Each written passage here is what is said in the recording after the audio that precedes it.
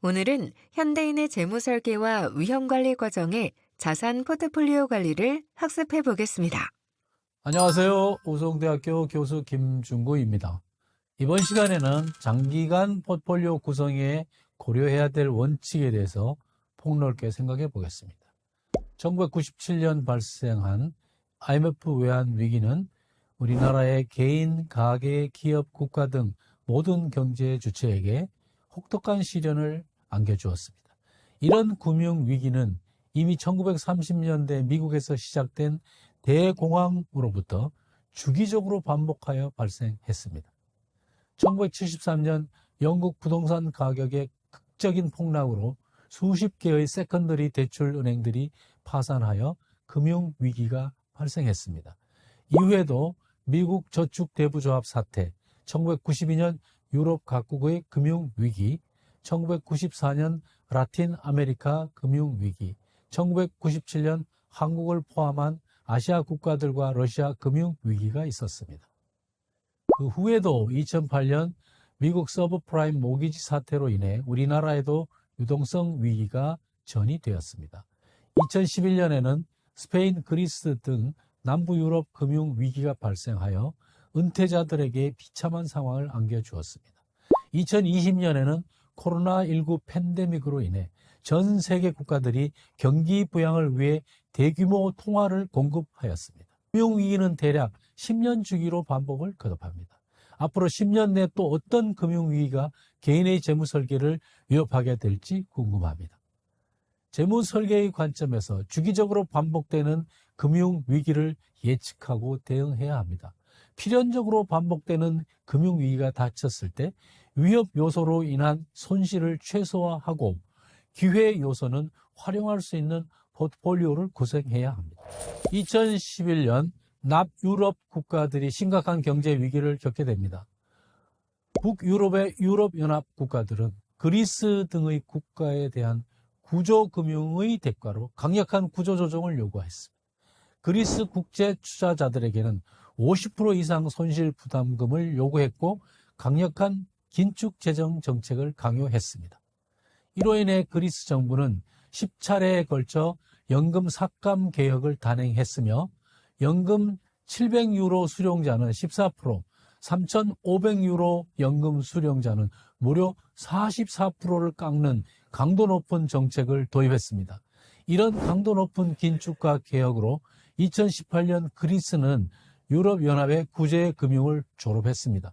그러나 오직 연금으로만 생활해야 하는 연금생활자들에게는 큰 비극이었습니다. 2012년 4월 사람들이 붐비는 그리스 아테네 신타그마 광장 지하철역 입구에서 생활고를 피관한 77세의 연금생활자가 권총으로 자살하는 사건이 일어났습니다.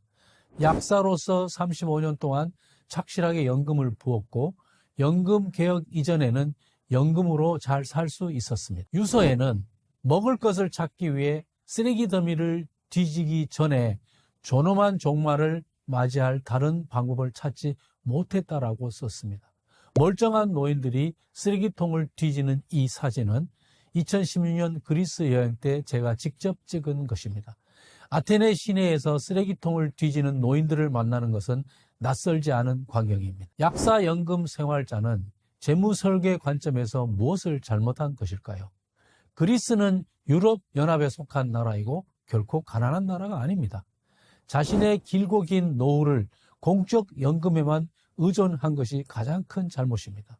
공적 연금을 자산 포트폴리오의 한 축으로 삼아 여러 자산을 편입하는 재무 설계를 했어야 했습니다. 우리나라 연금은 어떻습니까? 공무원연금과 군인연금은 이미 적립금이 고갈되었습니다. 사학연금은 2050년, 국민연금도 2050년경이면 적립금이 고갈됩니다. 적립금이 없다고 연금 지급이 중단되지는 않습니다. 우리나라는 현재 구분 부과 방식의 국민연금 제도를 채택하고 있는데 이는 연금 적립금과 현재 연금을 납부하는 연금 납부금으로 연금을 지급하는 제도입니다. 2050년 연금 적립금이 고갈되고 나면 완전 부과 방식으로 전환되며 이때는 적립금이 없으므로 그 시점에서 연금을 납부하는 금액을 모아서 연금 수령자에게 지급하는 방식입니다.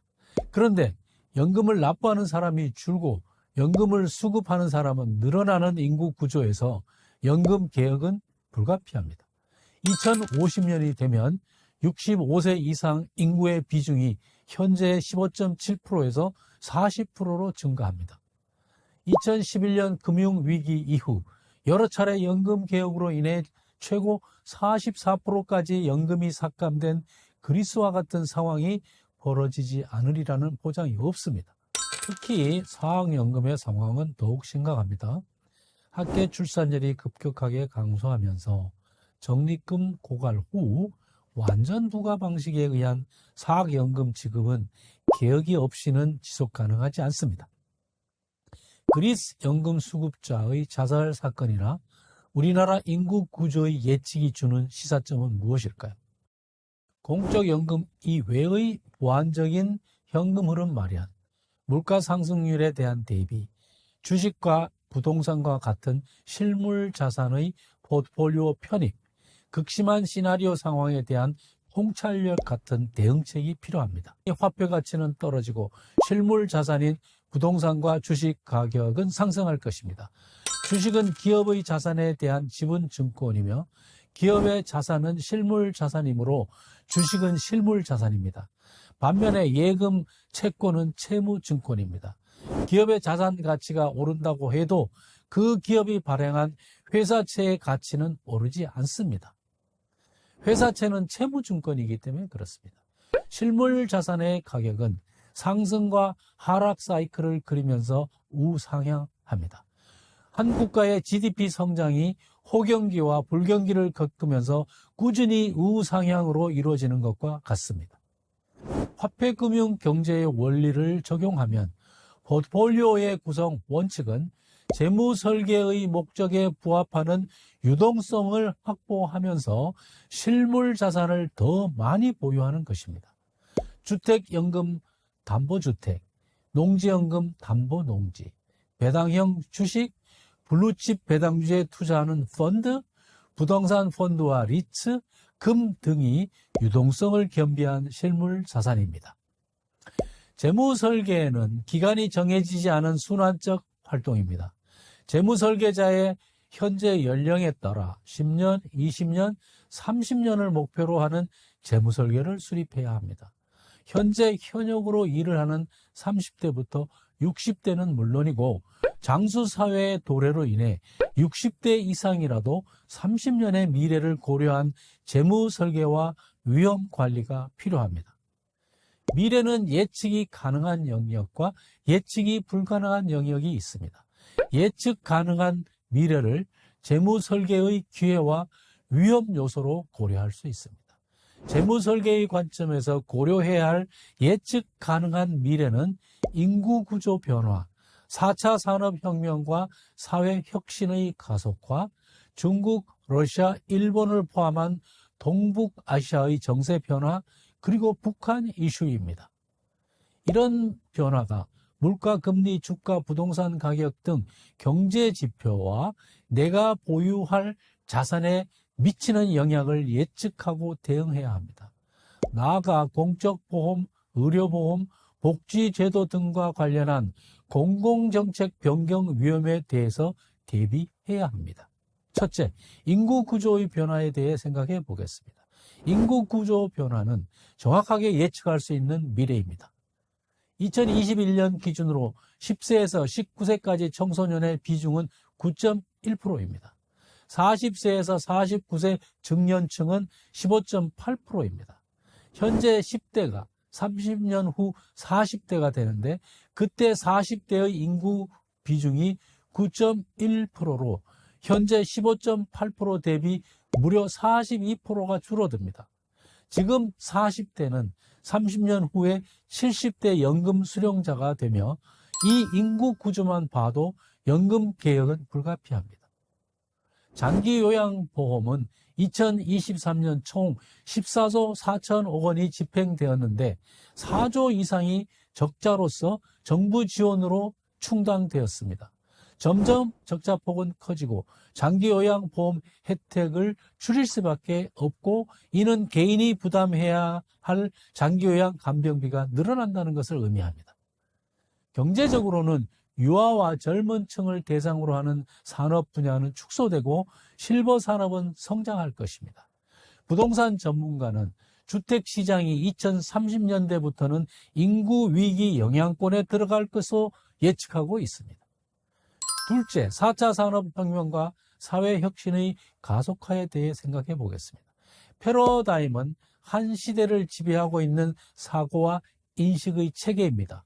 산업기술의 변화를 혁명이라고 하는 것은 그 기술이 이 시대의 패러다임을 바꾸는 대변혁을 가져오기 때문입니다. 4차 산업혁명은 ICT, AI, 빅데이터, 클라우드 컴퓨팅, 블록체인, 가상현실 등의 신기술이 사회 전반의 혁신을 가져오고 있습니다. 산업혁명으로 인류의 생활과 삶이 윤택해지고 풍족해졌습니다. 삶의 질이 향상되고 경제, 사회, 문화, 고용, 노동 시스템의 구조가 근본적으로 개혁되어 대변혁을 일으킵니다. 동북아 정세 변화와 북한 이슈를 묶어서 생각해 보겠습니다. 1990년 서독과 동독이 정치적 통합을 이루었고 1년 전에 이미 경제적 통합을 단행했습니다. 동독 지역의 개발 자금의 증가로 마르크화 금리가 급등하였습니다. 금리는 중요한 경제 지표로서 주가, 환율, 부동산 가격 등에 큰 영향을 미칩니다. 동독 개발에 수혜를 입은 기업들의 주가는 상승했습니다. 건설업, 여행업, 요식 프랜차이즈업 등이 직접적인 수혜주이며 전반적으로 독일 경제는 초기의 혼란을 극복한 후 호황을 누렸습니다. 독일의 통일은 독일 분단의 이해 관계국인 미국, 소련, 영국, 프랑스 등의 동의가 있었으므로 가능했던 사건입니다. 그 후 유럽연합은 확대되었고 지금은 27개국 4억 5천만 명의 경제 공동체가 되었습니다. 독일은 4차 산업혁명의 주역으로 유럽의 강대국이 되었습니다. 물가 상승률이 연간 3%라고 하고 월간 수입이 연간 1.5% 상승한다고 가정하면 현재 매월 생활비가 400만 원, 월 수입이 480만 원이면 15년째부터는 매월 23만 원의 생활비 부족이 나타납니다. 그리스 약사연금 생활자와 같이 공적연금이 삭감되는 상황이 발생하면 생활비 부족 상황은 더욱 심각해집니다.